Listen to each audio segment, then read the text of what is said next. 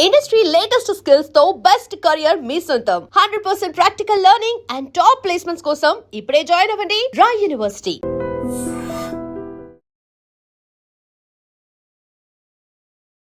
Hi hello నమస్తే welcome to I dream. నేను Rachel. IIT NEET JEE ఇలాంటి competitive exams చాలామంది స్టూడెంట్స్ చాలా ప్రెషర్గా ఫీల్ అవుతూ ఉంటారు. మరి ఇలాంటి స్టూడెంట్స్ స్కిల్స్ ఇంప్రూవ్ చేసుకోవాలన్నా నవేడేస్ టెక్నాలజీ మారుతోంది, ఏ ఇలాంటివి వచ్చేసాయి. మరి కాంపిటేటివ్ వరల్డ్లో ఇదంతా తట్టుకోవాలంటే ఎలా సాధ్యం? 2035 కల్లా సక్సెస్ని డిసైడ్ చేసేది ఏంటి? మరి ర్యాంక్స్ వచ్చినటువంటి స్టూడెంట్స్ చాలామంది కెరియర్లో ఫెయిల్యూర్ అవ్వడాన్ని చూస్తూ ఉన్నాము. వాళ్ళు ఏం చేయాలి? ఇలాంటి డౌట్స్ని క్లారిఫై చేయడానికి మనతో పాటు ఉన్నారు ఎడ్యుకేషనలిస్ట్ డాక్టర్ పవన్ కుమార్ కాసు గారు మనతో పాటు ఉన్నారు. వారితో మాట్లాడదాం. హలో అండి. హలో. ఎస్, చాలామంది స్టూడెంట్స్ని చూస్తున్నట్లయితే ఇప్పుడు టెక్నాలజీ మారుతోంది, ఏఐ అనేది వచ్చేసింది. అయితే ఇప్పుడు ప్రజెంట్ ఉన్న సిచ్యువేషన్ ఏంటంటే చాలామంది స్టూడెంట్స్ ఐఐటి లేదంటే జేఈఈ నీట్ ఇలాంటి ప్రొఫెషనల్ కోర్సులో జాయిన్ అవ్వడానికి కాంపిటేటివ్ ఎగ్జామ్స్ రాస్తూ ఉంటారు స్టూడెంట్స్. ఇలాంటి వాళ్ళు ఏం చేయాల్సిన అవసరం ఉంది? అంటే ఎగ్జామ్స్ రాయాలండి ఖచ్చితంగా. ఎందుకంటే ఇప్పుడు ఐఐటీ జేఈ కానీ నీట్ కానీ మీరు చూస్తే వాటిలో అపియర్ అయ్యే విద్యార్థుల సంఖ్య ఇప్పుడు ఐఐటీ జేఈలో అరౌండ్ 13 to 14 lakhs ఉంది. అదే నీట్లో అయితే అబౌట్ 20 lakhs ఉంది. సో కాంపిటీషన్ అనేది ఎప్పటికీ తగ్గదు ఇది. ఎందుకంటే మీరు ప్రీమియం కాలేజెస్కి పోవడానికి ఇది ఒక గేట్వే కదా. ఆ గేట్వేని వదులుకోవాలని ఎవరు అనుకోరు. అది ఏఐ వచ్చినా ఇంకో ఐ వచ్చినా డెఫినెట్లీ పిల్లలు ఈ ఐని మర్చిపోరు. అదే ఐఐటి. సో అది ఎప్పటికీ ఈ రెండు two eyes of our nation, right? One is IIT, the other is IIM, in between there is AIIMS. So ఈ మూడిటిని జనాలు మర్చిపోరండి. సో ఖచ్చితంగా కాంపిటీషన్ అనేది ఈ స్థాయిలో లేకపోయినా ఎప్పుడూ ఉంటుంది. అంటే ఫ్యూచర్ని ఏఐ రూల్ చేస్తుంది అని వింటున్నాము. సో స్టూడెంట్స్ పైన ఎలాంటి ఇంపాక్ట్ ఉంటుంది? ఇప్పుడు మనకి మంచి కాలేజ్‌లోకి ఎప్పుడైతే ఎంట్రీ పాస్ దొరుకుతదో, పిల్లలు ఇప్పుడు సపోజ్ ఐఐటీకి పోయిన తర్వాత అక్కడుండే పీర్ ప్రెజెన్స్ అంటే best students of the country study at a place called IIT, AIIMS or whatever, right? Best కాలేజ్‌లో ఉండేది బెస్ట్ బ్రెయిన్సే కదా. మీకు అక్కడ కాంపిటీటివ్ ఎడ్జ్ దొరికింది. రెండోది రీసెర్చ్ ఫెసిలిటీస్ ఏవైతే ఐఐటీస్‌లో కాకపోతే ఎయిమ్స్‌లో ఉన్నాయో అవి మిగతా చోట మీకు దొరకవు కదండీ. ఎట్ ద సేమ్ టైమ్ మీకు ఆంటర్‌ప్రెన్యూర్‌షిప్ స్కిల్స్ ఏవైతే ఉంటాయో, మీరు ఏదైనా కొత్త వ్యవస్థ పెడదాం అనుకుంటున్నారు. వాటికి కావాల్సిన స్కిల్స్ డెవలప్ చేసుకోవడానికి ఇవి ఈజీగా దోహదపడతాయి. అంటే మీరు డెవలప్ అవ్వడానికి ఏఐ అనేది ఒక ప్లాట్‌ఫామ్ అవుతే, ఆ ప్లాట్‌ఫామ్‌ని కలిపిచ్చేది, దాని రిసోర్స్ ఖచ్చితంగా ఈ కాలేజెసే ఉంటాయి. సో ఎప్పటికీ ఫ్యూచర్లో ఐఐటి నీట్ జేఈఈ వీటికి భూమి ఉంటుంది. ఆ ఎగ్జామ్ పేరు మారొచ్చు. ఆ ఎగ్జామ్‌లో ఉండే సిలబస్ మారొచ్చు. ఆ ఎగ్జామ్‌లో ఉండే సబ్జెక్ట్ మారొచ్చు. కానీ కాంపిటీటివ్ ఎగ్జామ్ అనేది మన భారతదేశం డీఎన్ఏ నుంచి ఎవరు తీసేయలేరండి. ఆ కాంపిటీషన్ వల్లనే కదా ఇప్పుడు ఇంత టెక్నాలజికల్ అడ్వాన్స్‌మెంట్ వచ్చినాయి. దానిలో మన భాగస్వామ్యం అనేది చాలా పెద్ద ఎత్తున ఉంది. అది ఉండాలి. ఖచ్చితంగా ఉండాలి. అయితే ఇది వీళ్ళ చదువుకి దోహదపడాలి. ఏఐ వచ్చిందని చెప్పి చాలామంది విద్యార్థులు నిరుత్సాహంతోటి చదవడం మానేశారు. మీరు నమ్మండి. There is a study that 31% of the students, shakes report అంటారు దాన్ని, have lost the interest in going for the higher studies because AI May eat away there jobs. ఇది చూస్తున్నారు కదా ఇప్పుడు ఆంథ్రోపిక్ అని, మెటావర్స్ అని ఇవన్నీ వచ్చిన తర్వాత ఈ జాబ్స్ పోతున్నాయి, లే ఆఫ్స్ అవుతున్నాయి. ఎవరికి ఇలాంటి సంస్థనే ఇంతమందిని తీసేసింది, మా ఉద్యోగాలు ఉంటాయి, ఆ చదువుకొని ఏం చేస్తాం అని చెప్పి లూజర్స్ లాంగ్వేజ్ మాట్లాడుతున్నారు. మీరు చెప్పండి, ఈ స్కిల్స్‌ని నేర్చుకున్నవాడు ఈ సమాజంలో ఎక్స్‌పర్టీస్‌ని తొందరగా సాధించగలుగుతాడు. సో డెఫినెట్‌లీ ఈ AI and data science, cyber security ఏదైతే ఉందో ఇది పిల్లల ఎన్రిచ్‌మెంట్‌కి, గ్రోత్‌కి ఉపయోగపడతది తప్ప ఎట్టి పరిస్థితుల్లో మీ ఫెయిల్యూర్‌కి కారణం కాదు. ఎవరైతే వీటిని అందిపుచ్చుకోలేకపోతున్నారో వాళ్ళు మాత్రమే ఈ లాంగ్వేజ్ మాట్లాడుతున్నారు. ఇప్పుడు పవన్ కుమార్ కాసు గారు ప్రొఫెషనల్ డిగ్రీ తీసుకున్నట్లయితే ఇంజనీరింగ్ కావండి లేదంటే మెడిసిన్ కానివ్వండి, ఇలాంటి డిగ్రీస్ తీసుకున్న స్టూడెంట్స్ కూడా చాలామంది ఫెయిల్యూర్ అవ్వడాన్ని మనం చూస్తూ ఉన్నాము. స్కిల్స్ లేదు, ప్రాక్టికల్ నాలెడ్జ్ లేదు. హ్మ్. ఇలా చాలా యూనివర్సిటీస్ ఈ మధ్య కాలంలో స్టడీస్ ఒకటే ఇంపార్టెంట్ కాదు, ప్రాక్టికల్ నాలెడ్జ్ కూడా ఉండాలి అంటున్నారు.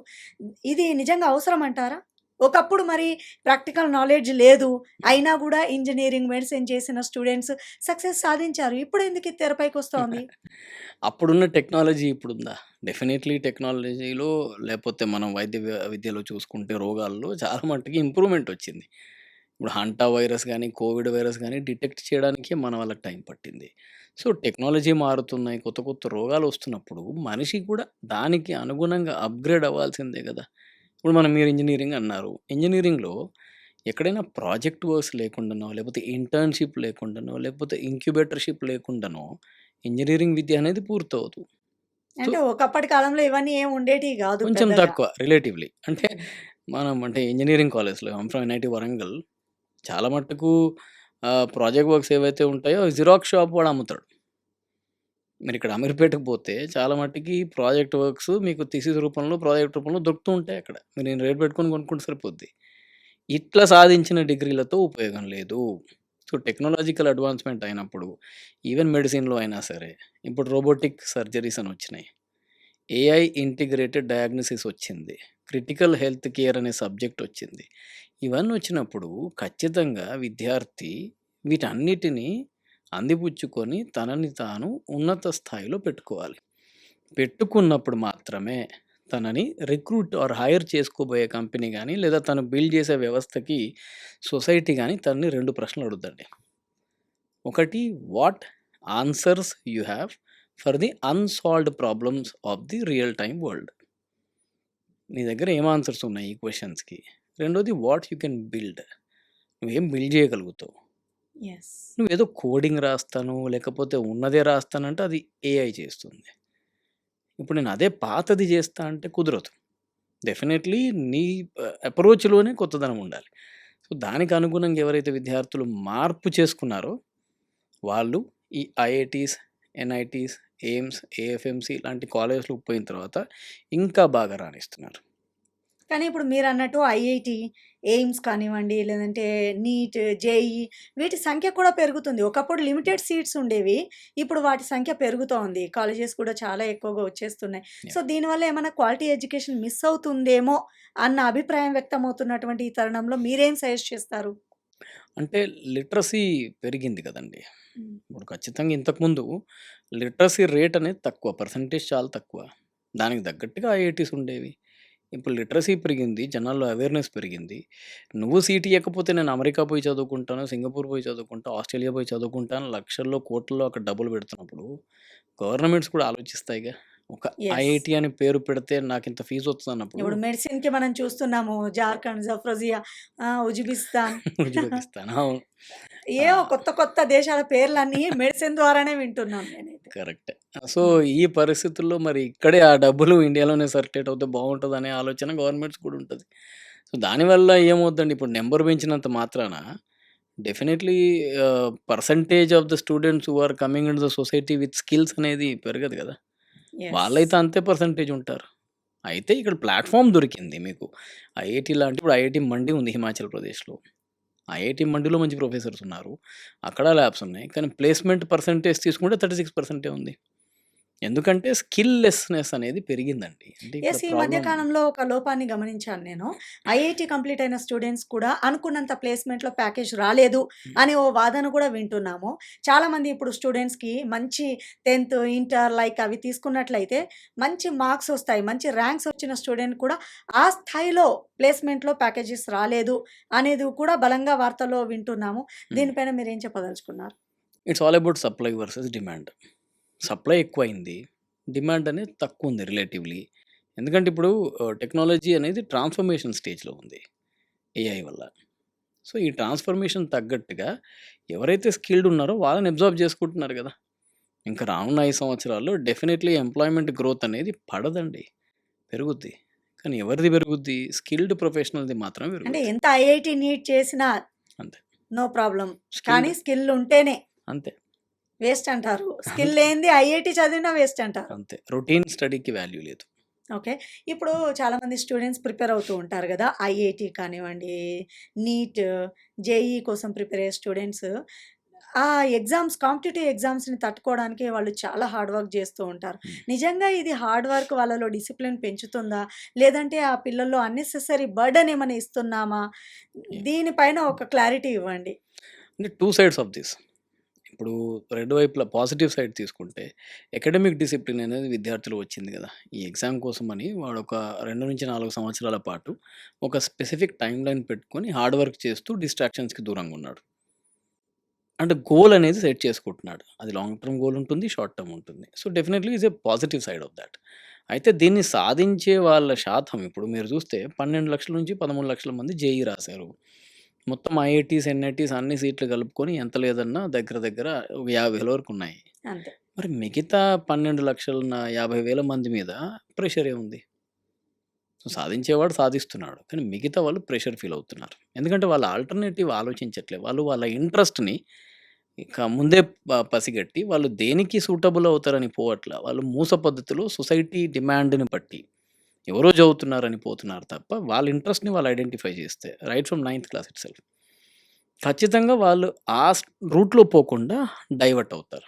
మరి ఇప్పుడు ప్రైమరీ క్లాస్ నుంచే ఇంట్రొడ్యూస్ చేస్తున్నారు. ఐఐటీకి సంబంధించిన హ్మ్. సబ్జెక్ట్స్ అన్నిటిని హ్మ్. చూస్తున్నట్లయితే హ్మ్. 7థ్, 8థ్ నుంచే స్టార్ట్ అయిపోయాయి. అంత అవసరం అంటారా? అవి కమర్షియల్ బెనిఫిట్స్ కోసం విద్యా సంస్థలు చేస్తాయండి. పేరెంట్స్ పిల్లలు ఆలోచించుకోవాలంతే. హ్మ్. మాకిది అవసరమా లేదా అనేది విద్యార్థులతో కూర్చొని, పిల్లలతో కూర్చొని పేరెంట్స్ మాట్లాడినప్పుడు ఖచ్చితంగా ఇంట్లో ఒక క్లారిటీ వస్తది కదా! ఆ క్లారిటీ బేసిస్ మీదనే మీరు ఎక్స్‌పెండిచర్ అనేది బాబు మీద లేదా పాప మీద పెట్టాలి. అంతేగాని తీసుకుపోయి ఇప్పుడు వానపాముని చెట్టెక్కు లేకపోతే గాల్లో ఎగురు అనేటట్టు ఉంది. సో, అక్కడ తను దేనికి సూటబులో సాయిల్‌కి సూటబులా, ఎయిర్‌కి సూటబులా పరిస్థితుల్ని పూర్తి స్థాయిలో గ్రహించకుండా చేసే ఆహ్, తొందరపాటు నిర్ణయమే ఈ బిజినెస్‌కి స్కోప్ క్రియేట్ చేస్తుంది నా ఐఐటీ నా ఫౌండేషన్. ఉద్దేశ్యం ఏంటంటే, చిన్నగున్నప్పుడే ఇంత ప్రెషర్ అవసరమా పిల్లలకి? ఐఐటీకి సంబంధించిన కోర్సులు ప్రైమరీ క్లాసెస్ నుంచే 7థ్ లైక్ 8థ్ నుంచే స్టార్ట్ చేస్తుంటే, హ్మ్. అప్పుడే సీతాకోకచిలుక అవ్వదు కదండీ! గొంగళి పురుగు నుంచి రూపాంతరం కరెక్ట్. చెందాలి టైం గదా! పడతది. సో, హ్మ్. అన్నెసెసరీ బర్డెన్ ఇస్తున్నామేమో అన్న ఒక వాదన లేకపోలేదు. హ్మ్. And yes పాయింట్‌కొద్దాము. 2035 కల్లా ఒక స్టూడెంట్ యొక్క సక్సెస్‌ని డిసైడ్ చేసేది హ్మ్. స్కిల్సే అంటారా? Practical knowledge and creativity like communication skills ఇవే డిసైడ్ చేస్తాయంటారా? మీకున్న లాట్ ఆఫ్ ఎక్స్‌పీరియన్స్ ప్రకారం మీరు చూస్తూ ఉంటారు. ఇన్ని ఇయర్స్ నుంచి అబ్జర్వ్ చేసిన ప్రకారం హ్మ్. మీరేం చెప్తారు మా ఐ డ్రీమ్ వ్యూవర్స్‌కి? Yeah! Adaptability is the most important aspect అండి. తను ఇక ముందు పరిస్థితులకు అనుగుణంగా అడాప్ట్ చేసుకుంటూ ఉండాలి. చాలా ఫ్లెక్సిబుల్ మైండ్‌సెట్‌తో మూవ్ అవ్వాలి తప్ప, ఇప్పుడు అన్న ఏ ఫ్యాక్టర్‌ని కూడా దరిలోకి రానివ్వద్దు. అంటే నేను ఇది చదువుతేనే నాకిదొస్తది అనే ఆలోచన నుంచి బయటికొచ్చి, సామాజిక మార్పుల్ని గ్రహిస్తూ, తనకున్న ఇంట్రెస్ట్‌ని దాంతోటి అటాచ్ చేసుకొని, అది డిజిటల్ మీడియా వైపు వెళ్తాడా, పైలట్ అవుతాడా, డాక్టర్ అవుతాడా, ఇంజినీర్ అవుతాడా తనిష్టమే. కానీ అడాప్టబిలిటీ, ఫ్లెక్సిబిలిటీ ఈ 2 యాస్పెక్ట్స్ ఇన్కల్కేట్ చేసుకుంటే స్కిల్స్ పెరుగుతాయి. స్కిల్స్ అనేవి ఓవర్‌నైట్ పెరిగేవి కావు. ఈ టైం తీసుకోవాలి దీనికి. టైం తీసుకొని ఆ స్కిల్స్ మీద వర్క్ చేస్తే 2035 మీరన్నారు. ఇంకో 10 సంవత్సరాల తర్వాత అట్లాంటి వాళ్ళకి స్కోప్ ఎక్కువ. దానికి డిగ్రీ అనేది ఫెదర్ ఇన్ ద క్రౌన్ లాంటిది. మీరు మంచి కాలేజ్‌లో చదివారనుకోండి, ఖచ్చితంగా రికగ్నిషన్ మీకు తొందరగా వస్తది. ఇది ఒక ఐఫోన్‌కి, నార్మల్ ఫోన్‌కి ఉండే డిఫరెన్స్ లాంటిదే. అంటే ఒక బ్రాండింగ్‌కి మీకు ఉపయోగపడతది. సో, ఏ కాలేజ్‌లో చదివినా సరే, రానున్న 10 సంవత్సరాలు ఎవరైతే స్కిల్డ్ లేబర్ ఉంటారో వాళ్ళకి మాత్రమే మంచి ఉజ్వలమైన భవిష్యత్తు ఉంటదండి. రైట్. ఇప్పుడు రానున్న రోజుల్లో ఏఐ అనేది విపరీతంగా ప్రచారంలోకొచ్చింది. చాలామంది ఉద్యోగాలు గూడా హ్మ్. ఊడిపోతున్నటువంటి హ్మ్. సిట్యుయేషన్ మనం చూస్తున్నాము. ఏఐ రూల్ చేస్తది మొత్తం అన్న ఒక భయం లేకపోలేదు. ఇప్పుడు ఎంతమంది సాఫ్ట్‌వేర్ ఉద్యోగులు వాళ్ళ ఉద్యోగాలను కోల్పోయారో హ్మ్. మాటల్లో చెప్పలేము.